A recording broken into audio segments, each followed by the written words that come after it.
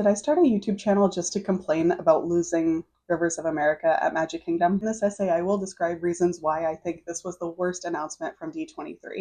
It's giving they've paved paradise and put up a parking lot. But before I get ahead of myself, hey howdy hey, I'm Megan or Maggie Mouse, and I'm a Disney and lifestyle creator sharing how to have a magical lifestyle wherever you are. You can find me on Instagram and TikTok as Maggie Mouse, where I like to share travel, itineraries, artsy things. I love arts and crafts as well as museums. I also have a series where I make my own arts and crafts and baked goods themed around Disney things. It's called Maggie Mouse Made. I also share some of my personal and home aesthetics and style, and of course some Disney Parks content as well. Diving into D23 announcements, I want to start by saying I'm excited about most of the announcements. There are three in particular that I am super stoked on. First is the Walt animatronic edition that will be coming to Great Moments with Mr. Lincoln on Main Street at Disneyland Park. Great Moments with Mr. Lincoln is such a classic attraction and was really a passion project of Walt's, and I think it's going to be really interesting to see a Walt animatronic in the parks for the first time and see how that lines up with the spirit of the existing attraction. I'm also excited about the Spaceship Earth Lounge. I know from the concept art, it looks pretty minimal and sleek, but number one, it's indoors. Epcot, well, all of Florida is really hot. So I'm excited about that. And because it's so minimal theming wise, I think it might not be a super big draw for families and kids. And not that I don't love families and kids, I think they're super important to the parks feeling as happy and joyful as they do. But it'll be a nice place for adults like myself to relax at Epcot. And the third thing I'm really excited about is the Disney on Broadway announcement for the Frozen musical, a recorded stage production to come to Disney Plus. I had the opportunity to see Frozen, the musical, on a Broadway tour here in Philadelphia earlier this year, and it's a really, really great show. Broadway shows have such a large barrier to entry based on location and price. So I'm really excited that a lot of people will be able to have access to this through Disney Plus. And I didn't even touch on any of the announcements about movies or television shows that were announced at D23. So let me know in the comments what was announced that you're really excited about. Okay, was that enough positivity before I start venting? In case you missed it, at D23 they announced that there will be Cars attractions coming to Magic Kingdom at Walt Disney World. If you're like me, you might have saw the concept art and thought that this might be located in the area they teased at the last D23 in 2022 as what lies beyond Big Thunder Mountain. I didn't have a strong reaction about this announcement. Cars isn't one of my favorite franchises, but it's also not, a least favorite. And I really love Cars Land at DCA. I think that's one of the best themed lands that they've created recently at any of the Disney parks that I visited. And I know that that's a really popular area for a lot of Disney fans. However, it wasn't until the Monday morning after D23, after the in-person event was done, that they announced where this will actually be located. These Cars attractions are going to be located in the place of existing Tom Sawyer Island and Rivers of America at Magic Kingdom.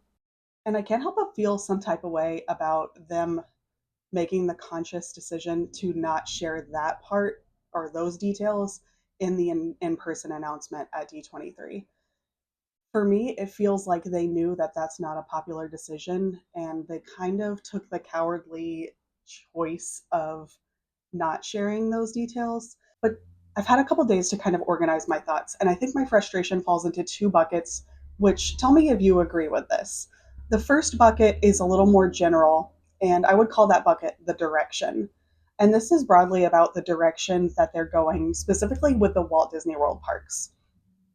The second bucket is the vibes, and by that I mean atmospherically how this decision affects a huge part of the park and the park in general. So, bucket one, the direction. Of course, any Disney fan understands the concept of keep moving forward. The parks were designed to always keep changing and be updated, and that's what we love about the parks also. But there's also this. Here in Florida, we have something special we never enjoyed at Disneyland, the blessing of sign. There's enough land here to hold all the ideas and plans we could possibly imagine. Walt Disney World does have the gift of size, so why does it feel like so many of the announcements of new things that are coming mean that we have to give something up to get those new things? And in this case, of course, Tom Sawyer Island probably isn't the most well trafficked attraction in any of the Disney parks. And it's okay to get rid of some things sometimes. It just seems like that balance hasn't been there lately. Most of the announcements feel like they're getting rid of things to make new things rather than add things as well. And on that subject, I would like to point out at Disneyland, where size is such a constriction, they were able to add Galaxy's Edge, which, is touted as the largest single theme land addition in like Disney Parks history. They were able to add that without having to get rid of Rivers of America fully. So it just makes me feel like frustrated that they can't find a way to do that same thing at Walt Disney World, especially since it's Twice the size of the island of Manhattan. And then my bucket number two, which is about the vibes. Rivers of America, I feel like is the heart or like the heartbeat of that entire west side of Magic Kingdom. It's also integral to four out of the six like castle parks in, that are throughout the world. It's at Disneyland Paris, Tokyo Disney, Disneyland Park, the original, and Magic Kingdom, for now at least. If you think about like design principles, for instance, you don't want things to be super busy because then you can't tell what's important and you need places for your eyes to rest. And so I think about that area of the park. Right now, that body of water provides like a place to visually rest, but it also provides a rest from the sensory overwhelm of the other attractions. And it lets those attractions shine around that body of water. The replacement of Tom Sawyer Island, I recognize, has probably been a long time coming. In this case, I wish that we could maybe put an attraction on the island rather than get rid of the concept of an island altogether. I think about at Disneyland Paris, their Frontierland has rivers throughout it, and the island itself, that's Big Thunder Mountain. So I just think there could have been a way to maybe close the loop between Big Thunder Mountain and Haunted Mansion. I don't logistically know backstage what's back there, but that would have been really cool to see if we could put maybe a Cars attraction on the island, a ride based attraction, rather than change that whole vibe of that entire side of the park, frankly. So a couple conversations going around about, how this affects crowd control. It's just going to draw more people to that concentrated area. How it affects even things like mosquitoes and heat control. Having a body of water, I guess, in some ways helps with heat in an area. Florida's always going to be hot, but there's something to be said about it. A lot of other folks, like myself, think that this isn't a great fit theming wise, at least from what we can tell about the concept art so far. Of course, I trust the Imagineers to an extent. I know that they can make beautiful attractions, but it just doesn't feel like Cars franchise era cars fit into the current like timeline and setting of Frontierland. And my biggest issue within the sense of the vibes of the park, in this case, this isn't just changing one attraction to create another attraction, like in the sense of changing Splash Mountain to Tiana's Bayou Adventure, which I have championed from like day one of that announcement. In this case, we're losing attractions like Tom Sawyer Island and Liberty Bell Riverboat, which don't even get me started. But bigger than that, the footprint of Rivers of America touches so many other attractions. This decision is going to change the vibes of Haunted Mansion. It's going to change the vibes of Liberty Square. It's going to change the vibes of Frontierland in general. It's going to change the vibes of Big Thunder Mountain. It's going to change the vibes of Tiana's Bayou Adventure, which they just finished.